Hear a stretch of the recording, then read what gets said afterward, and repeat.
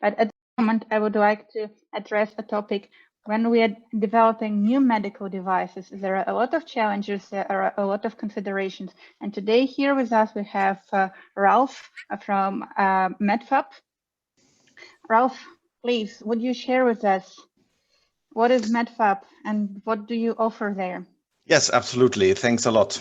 All right, so my name is Ralph Liedert from VTT, actually Technical Research Center of Finland, up in the cold north with lots of snow outside. And I'm going to talk today a little bit about the EU Horizon 2020 project called MedPhab, Photonic Medical Devices. Okay, so what is MedPhab? It's a EU project that we started beginning of the year. And what we are aiming to do in this project with, by the way, 4 years runtime, is to help reducing R&D costs and accelerate commercialization of medical photonic devices, really starting from the very beginning with very low TRL level technologies that need integration and a good partner network to work with. So a lot of the issues that companies, of course, have in the early stages or research institutes with technologies is that you have one piece of technology and then you need to find all the other puzzle pieces to actually get a ready product out of there. So I think the previous speakers have been already showing the time scales that are typically needed with all the regulatory and certifications, and to actually advance not only the TRL level, but also the integration level, the manufacturing readiness level, the MRL level of devices. And what we try to offer at MedPhab is that we are a easy, approachable one-stop shop, basically for photonic medical device integration. We will have a central access point through the MedPhab front office. And we have lots and lots of partners, 18 at the moment, collaborating that have a strong collaboration track history and know already their technology competences and maturity levels of the individual technologies. So instead of picking all the puzzle pieces together individually and hoping that you have a final product in the end, you can tap into the network of existing partners where we have pre-arranged these puzzle pieces for you already. And first and foremost, I think one of the key advantages is also that we are focusing heavily in this EU project on giving a realistic reality check to our customers, meaning that we look at the technologies that are there, the competences that are needed, the competences that are available from the partners, but also competences that are not there. I will have a few slides that I will show on this in a minute. So these are the current partners in the project. We have very intensive collaboration with all of them at the moment to establish this pilot line.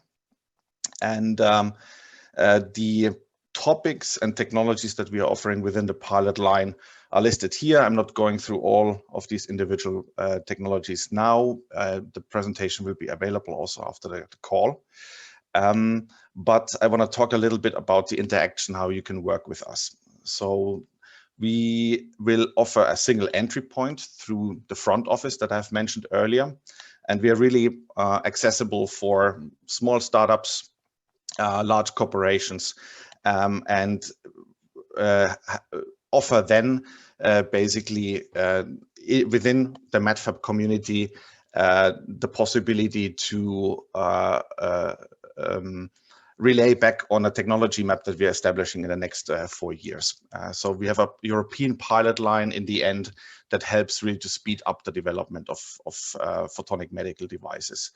I think one of the key discussions that we had already with very early cases is that we help companies to really position their development on this, what we call the MedPhab 1 to 5 approach.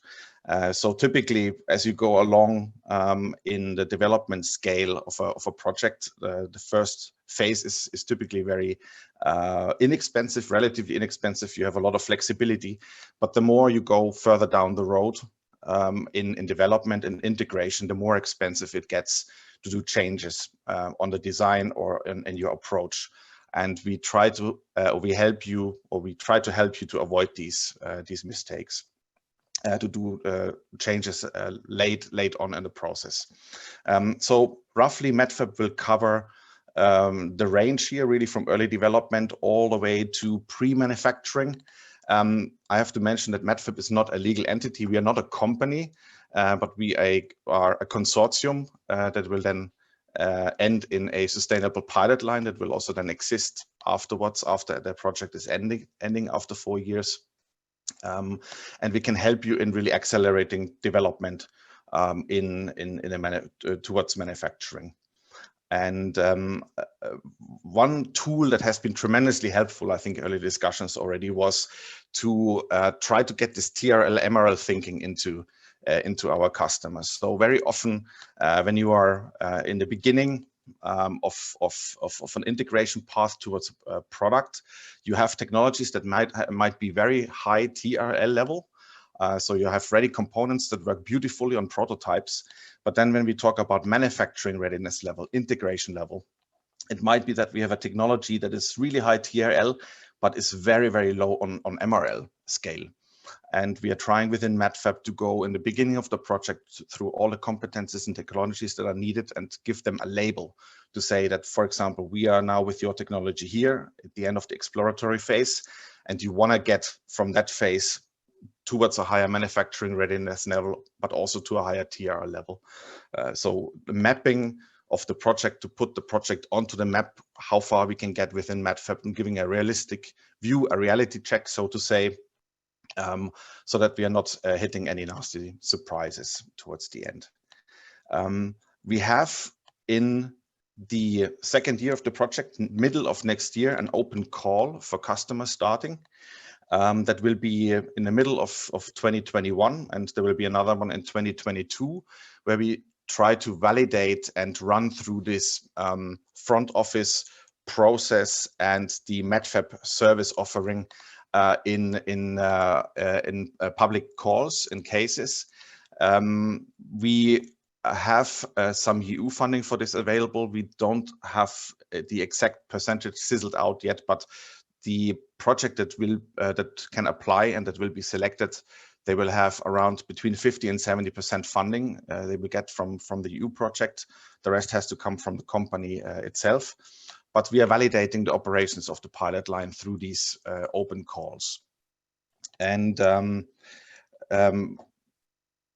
then I think I want to reiterate, this was a short presentation, but I want to leave some time for discussion still, is that we really try to be realistic in the assessment of TRL and MRL level, and really try to help you in putting your project on the map so that we are not hitting any nasty surprises in your development. And I think with these partners, with the 18 partners that have a strong collaboration together, we can really help to accelerate your product development.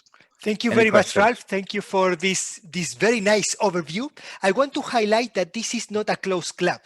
So what we are doing here is using taxpayers' money, all of our money, to make sure that the European industry accelerates manufacturing of photonic devices. So Ralph, today, thanks to once again the amazing work of Anna and the rest of the EPIC team, we have put together a great set of companies here, who some of them can actually get products from MedPhab, but others manufacture optical fibers, detectors, connectors, laser optics. How can you give value to these companies? So we have a huge selection of companies here. And I think I wouldn't say that there's any limitations on what the company can offer.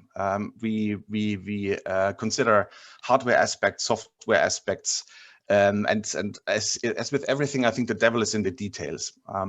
So what we try to do is really making an early assessment in a customer intake form, where people can apply to work together with MedPhab. And in that intake form, we are trying to get basically to the point what technologies are available at the company and what technologies they need.